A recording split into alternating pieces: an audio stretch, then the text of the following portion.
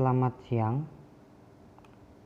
Pada kesempatan kali ini kita akan membahas mengenai sejarah seni rupa. Jadi sejarah yang akan kita bahas di kelas 11 adalah sejarah seni rupa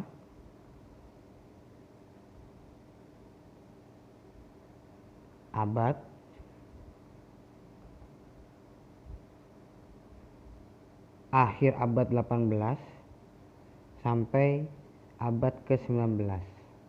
Ini akan kita bahas. Nah, di aliran seni rupa ini ada apa aja? Jadi nanti kita akan membahas mengenai satu,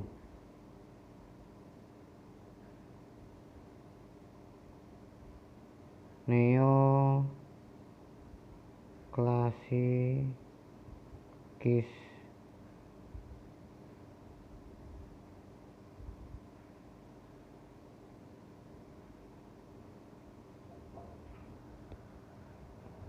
Jadi yang akan kita bahas, satu adalah neoklasikisme, lalu yang kedua ada romantik, lalu yang ketiga itu ada realisme,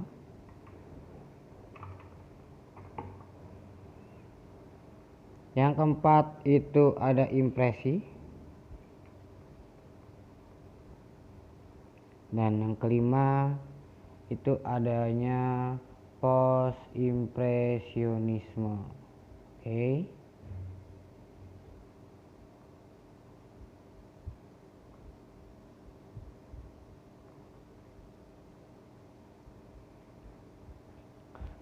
Nah, ini akan kita bahas. Lalu di periode sejarah seni rupa akhir abad 18 sampai abad ke-19 ini itu memiliki beberapa ciri. Yang pertama adalah cirinya itu rasional. Jadi memandang segala hal itu lebih kepada rasionalnya, logikanya seperti apa, ya kan? Dalam hal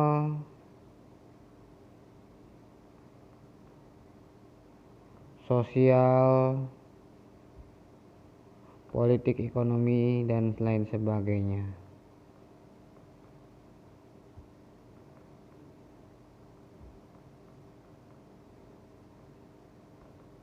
Tak terkecuali karya seni.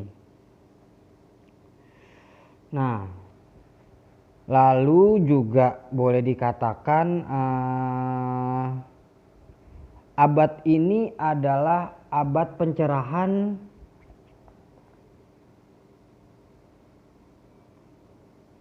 dari revolusi industri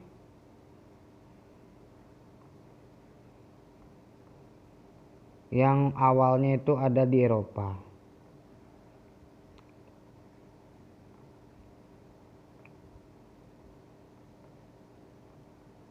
Dan juga sebagai revolusi Amerika dan juga Prancis. Nah, lalu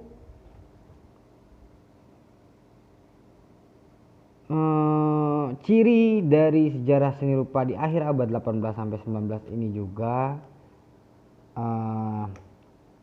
memegang falsafah atau prinsipnya itu adalah seni untuk seni. Apa itu seni untuk seni? Jadi terdapat beberapa gerakan dalam seni rupa. Ada seni untuk rakyat, dan lalu yang kedua seni untuk seni. Perbedaannya seni untuk rakyat, kalau kita tarik secara sederhana, lebih ke praktis. Seni untuk rakyat itu adalah sebuah karya seni yang bertujuan untuk menghibur rakyat. Jadi apa yang kalian buat harus mudah dipahami oleh rakyat dan orientasinya ke sana. Misalkan saya bikin karya seni, tujuan saya adalah biar rakyat tahu apa yang saya buat. Titik. Nah, berbeda dengan seni untuk seni. Kalau yang kedua ini lebih kepada atau mengutamakan orientasinya lebih ke individu. Ya inilah karya seni yang saya buat loh, atau gua buat, atau yang kita buat. Terserah rakyat mau paham atau tidak, mau suka atau tidak, ya inilah karya seni. Inilah karya yang gua buat. Nah, kalau di Indonesia itu pernah terjadi di zaman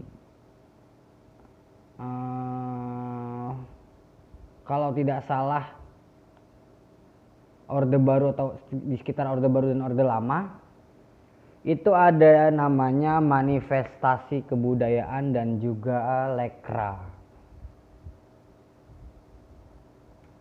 Kalau manifestasi kebudayaan itu seni untuk seni, kalau lekra itu adalah seni untuk rakyat. Nah, kita lanjut. Kita masuk ke aliran neoklasikisme. Ya. Di aliran neoklasikisme ini memiliki ciri. Ciri-ciri yang pertama dari aliran neoklasikisme adalah sikap rasional.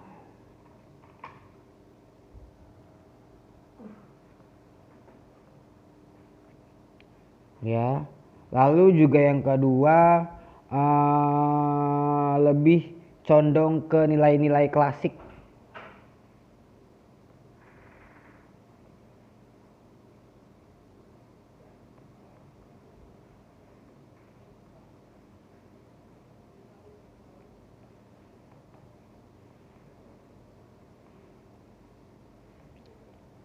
Lalu juga ada minat-minat yang tinggi terhadap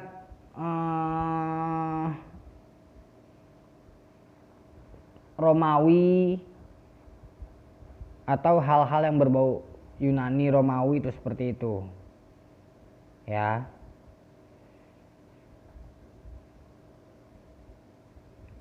Nah, lalu ciri-cirinya selain itu lagi,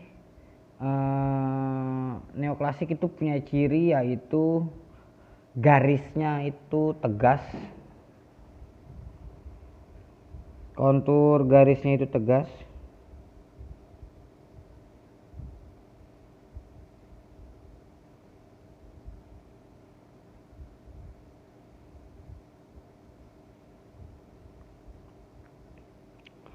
lalu juga tema-tema yang diangkat tadi berupa mitologi klasik atau tentang sejarah.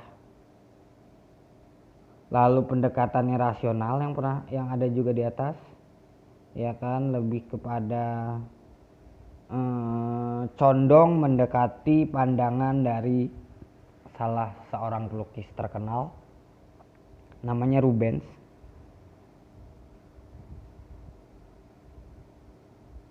Nah, lalu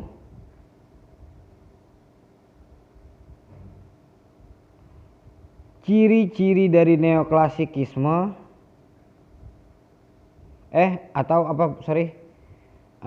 tokoh-tokoh dari neoklasikisme.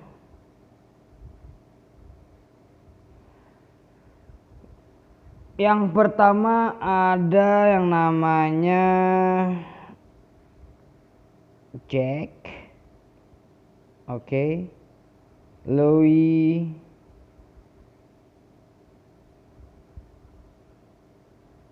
David. Lalu ada yang kedua bernama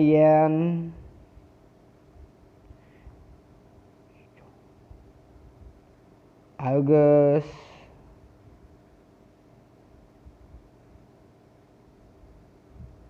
Dominic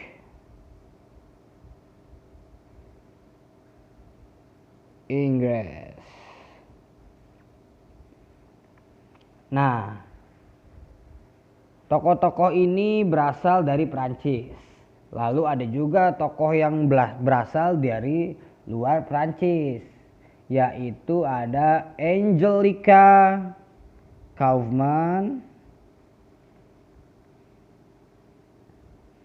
dan juga yang kedua ada Thomas Jefferson. For your information, Thomas Jefferson ini adalah Presiden Amerika yang ketiga. Nah, setelah itu kita memasuki romantikisme.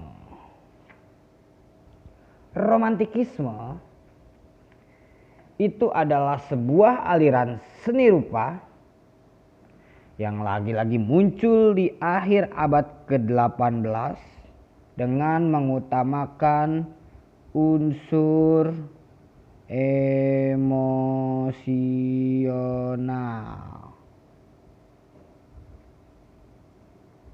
Lalu juga romantikisme atau romantisisme, falsafahnya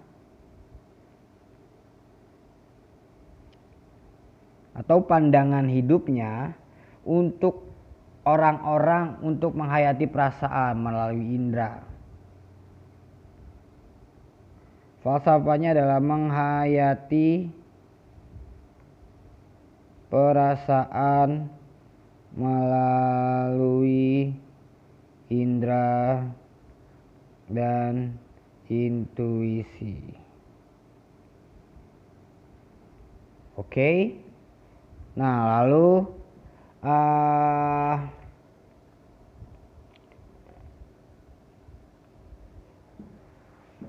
boleh dikatakan ada yang mengatakan bahwa romantikisme adalah aliran neo-barok. Barok itu apa? Jadi barok itu adalah aliran seni rupa sebelum abad ke-18. Sebelum akhir abad 18 dan juga awal abad 19. Jadi barok itu ada pada setelah periode Renaissance dan juga berbarengan dengan Rokoko. Barok Rokoko baru setelah itu akhir abad 18 dan juga awal abad 19. Nah, romantikisme tadi memiliki tokoh-tokoh nih.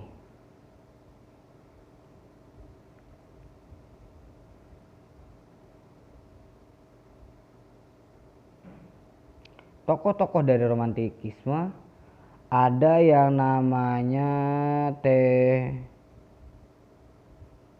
Theodor Kirchhoff. Lalu juga ada yang namanya Eugene Delacroix. Ada juga namanya Francisco Goya. Francisco.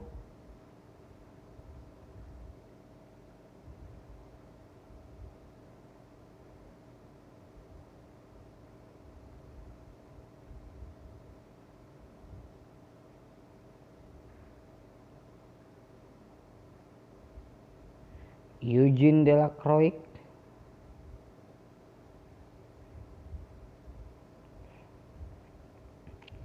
Ada juga yang namanya Joseph Mallard William Turner.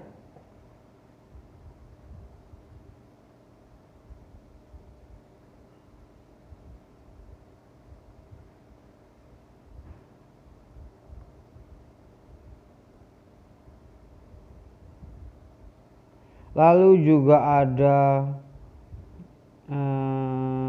Thomas Kuhn.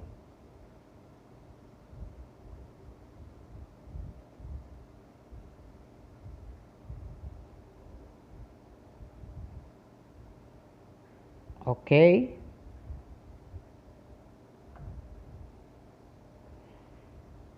Ini sampai sekian dulu pertemuan kita. Jadi di sejarah seni rupa abad 18 dan 19 ada namanya memiliki ciri-ciri rasionalitas, ya kan, pencerahan revolusi industri di Eropa, dan juga falsafahnya seni untuk seni. Lalu lahirlah aliran seni rupa neoklasikisme, ya kan. Apa itu neoklasikisme? Aliran seni rupa yang pandangannya itu lebih kepada nilai-nilai klasik, apalagi klasik dari Romawi. Memiliki ciri rasional, condong terhadap nilai-nilai klasik dan kontur garis yang dipertegas. Lalu tokohnya ada Jacques Louis David, ada Ian Auguste, Dominic Ingres, Angelica Kauffman, dan Thomas Jefferson. Ya kan? Nah, lalu yang kedua ada romantikisme, yaitu aliran seni rupa yang lebih mengedepankan hal-hal lebih mengedepankan sisi emosionalnya. Nah, falsafahnya adalah agar setiap orang menghayati perasaan melalui indera dan juga intuisinya. Tokohnya ada Theodore Géricault, Francisco Goya, Eugene Delacroix, Joseph Maillard, William Turner, dan Thomas Kuhn. Nah, selanjutnya kita akan membahas realisme di pertemuan kita yang akan datang, impresi dan juga post impresionisme. Oke, terima kasih atas waktunya. Mohon maaf akan keterlambatannya. Bila taufiq wa hidayah, selamat siang. Sampai bertemu lagi di lain kesempatan.